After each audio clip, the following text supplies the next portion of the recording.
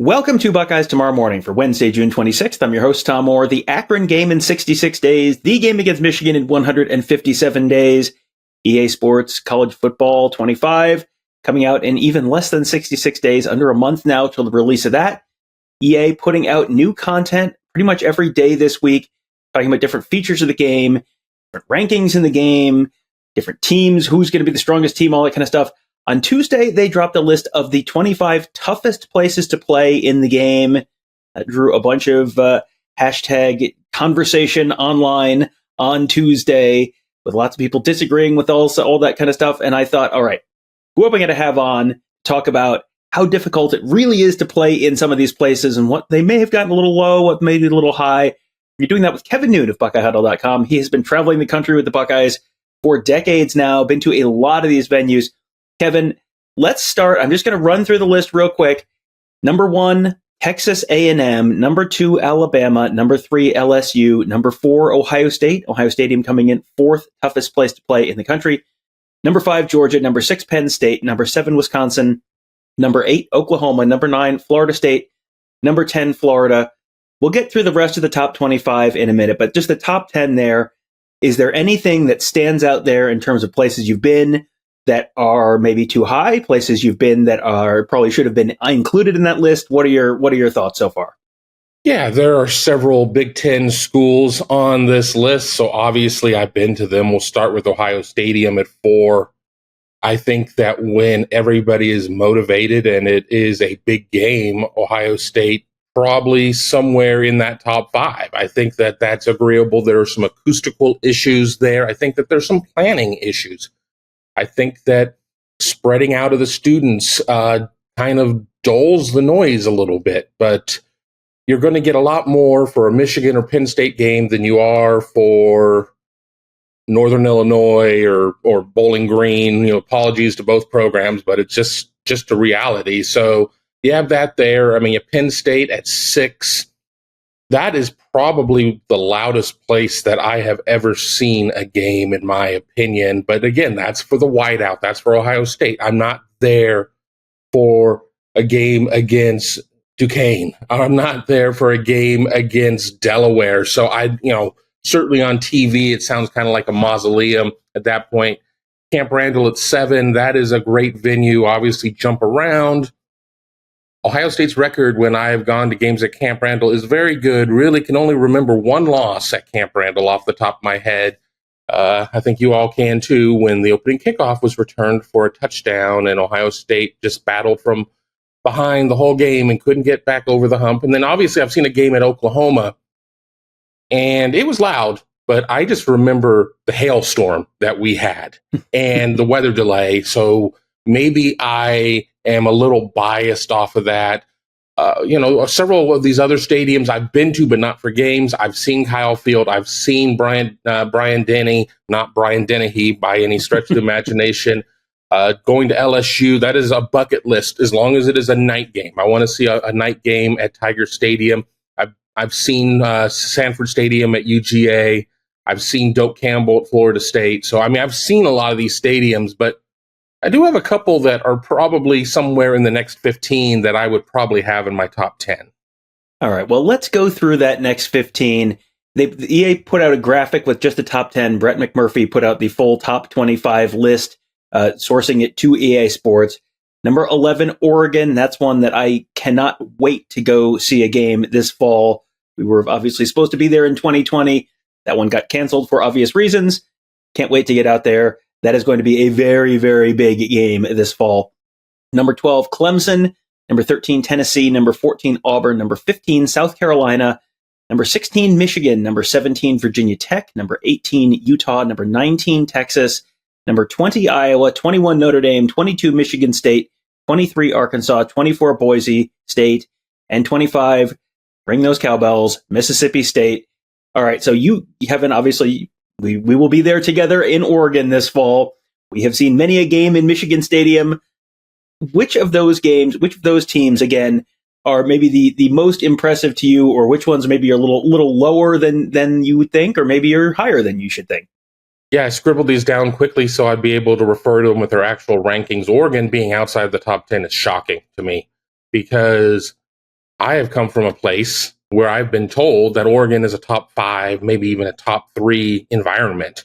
While it isn't 100,000 seat mausoleum, it is built in a way where sound does not escape, and it is just very loud. I'm surprised that Tennessee is in at 13. I would think that Tennessee would be higher. Maybe this has something to do with the fact that Tennessee has had more down years than up years here recently, and that there's something with that. Michigan at 16.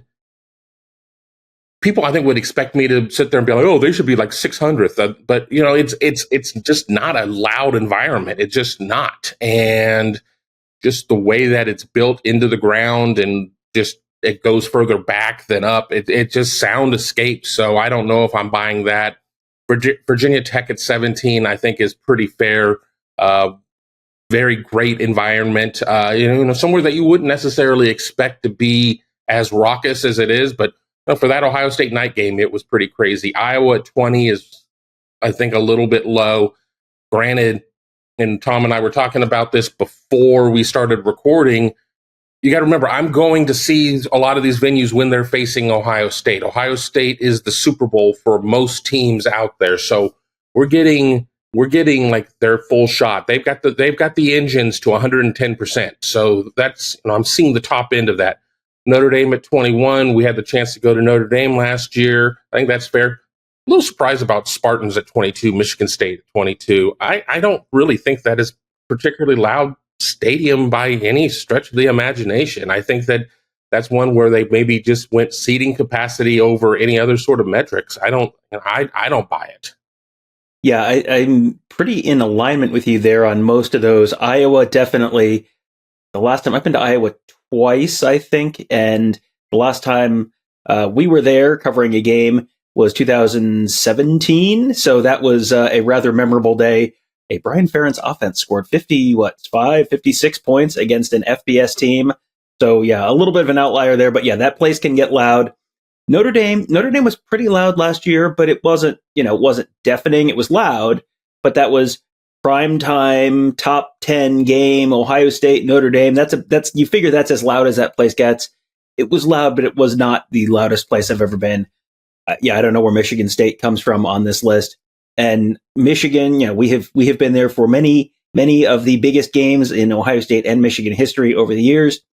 That's one where it's not loud and it's not anyone's fault. It is architecture's fault. There is just a lot of a lot of area for that noise to get out, and it just that is not a venue that holds the noise very well. Similar to the Rose Bowl, great stadium, just doesn't hold the noise well just because of how it is built. Looking through this list, I checked it twice and I thought, where's Washington?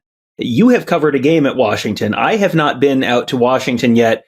Obviously hoping to get out there whenever Ohio State has a game scheduled at Husky Stadium. That's one I always remember of Keith Jackson back in the day talking about how loud Washington Stadium is, or Husky Stadium is. Are you surprised that one's not on this list?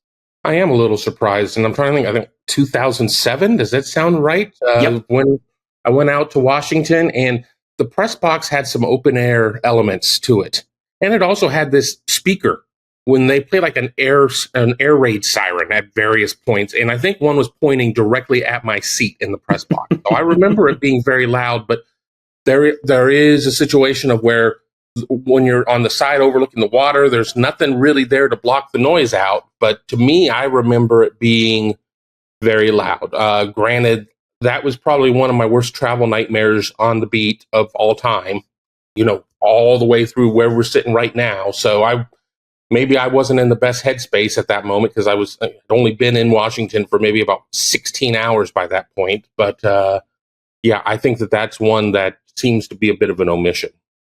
And the other one that kind of jumped out to me was Nebraska. That's a place you and I have both made multiple trips over the years. That, Nebraska as a team has not been very good for the last decade or so, but that is an atmosphere that can get raucous, and an atmosphere that when Nebraska has a good football team, and they may be trending back in that way this year right now under Matt Rule, that is, that go back to, the 1990s when they were really rolling. That was an impossible place to play. That was a place that Nebraska never lost. And now obviously it's, because of the team on the field, it has been a little easier to win there, but it feels like at its best, Memorial Stadium in Lincoln is probably, somewhere in the top 10, top 15 at the least. And that's the good news with the game is you're going to be able, EA will send out updates as long as you're connected online somehow. Will send out updates as things change. And if Nebraska ends up being, I'm not going to buy into Nebraska this year. I buy into them every year. I look foolish, more foolish than usual. So I'm not buying into Nebraska at this point. But if they start off pretty well and that place gets to be rocking, I think they move up and you're going to see the features of where your receivers don't know their routes and all the little bells and whistles that they have in store for what home field advantage means. I think that it's one that has the potential, but, we're fool me once, fool me twice, fool me. I mean, has Nebraska been good since we had the last NC2A game? I don't know, but I think at some point you have to put a little bit of team result into the equation because they are good fans there, but they do sit on their hands if things are not necessarily going well, and they may not be releasing those balloons very quickly either. Yeah, they famously don't boo usually, but if there's not much to cheer about, there's not much to cheer about, and that team has not given them a ton to cheer about over the last few years. Last thing, Kevin, this is one I was sort of putting together a list of places that I thought maybe you had gone and I had not been for a game, and I had USC on that list, and you said, oh, I have thoughts on USC. So, Kevin, the floor is yours. Tell me about the Coliseum. As I'm going to sit here and dump on the Coliseum, I'm going to throw the caveat that I've not been to USC. I've not been to the Coliseum in years and years. And I've made a comment on Twitter /X and got immediately shot down about, well, you don't know what you're talking about because things have changed there. But what hasn't changed is the architecture. And it's just not a stadium that is going to keep the sound in. And we're seeing that. I mean, it is a gigantic Olympic type stadium, and it is what it is. And I mean, a lot of times they're having to tarp off areas because they just can't put enough butts in seats. Now, when Ohio State comes to town, when Michigan comes to town, things are going to be a little bit different there. But it's just not really a great venue for noise. And I actually not only have been there to see Ohio State play, I've been there to see a USC UCLA game when I was a kid. And at that moment, I was pretty impressed. But I also was pretty impressed with my old high school stadium that I wasn't going to yet because I was pretty young when I went to that game. So SC probably not going to get to the top of any of these lists anytime soon, just because of the enormity of the venue and just there's not really a great way to keep the sound in. Yeah, so I'll have to take your word for that for at least a little bit. Buckeyes do not have a trip scheduled out there until 2026. They do have a trip scheduled to Washington next year. Just double check that before we wrapped up. Yeah, there are some big venues on this schedule, and they could play at the home of UCLA, later this year as well. That's potentially a spot they could play a college football quarterfinal game in the Rose Bowl. Been there many times. You know my thoughts on the Rose Bowl. Not the loudest venue. Definitely the best venue. That's all right. So we'll see where the Buckeyes end up this year. Wherever the Buckeyes end up, we will be there. Kevin, Tony, and I following the Buckeyes to Big Ten Media Days in Indianapolis in about a month. And then on the road, at home, all over the country this year, wherever the college football postseason takes them, we will be there, and we'll be covering it all at BuckeyeHuddle.com. That's where we cover the team. We got Mark covering recruiting. Busy time in recruiting right now. Lots of news happening. Mark had an all-day chat on Tuesday on our board. Tons of questions about all sorts of different elements of recruiting and where things stand with certain guys and guys who might get offers and all that kind of stuff. Really, really good insight and content there from Mark on the Huddle Board, presented by Jeff Ruby Steakhouse, accessible only to members of BuckeyeHuddle.com. Great reason to sign up for that, as well as all of our coverage of the team, our coverage from our X's and O's gurus who are all there making you a smarter football fan, all at BuckeyeHuddle.com. That'll do it for today. Thank you guys all for joining us. Have a great day. We'll talk to you tomorrow.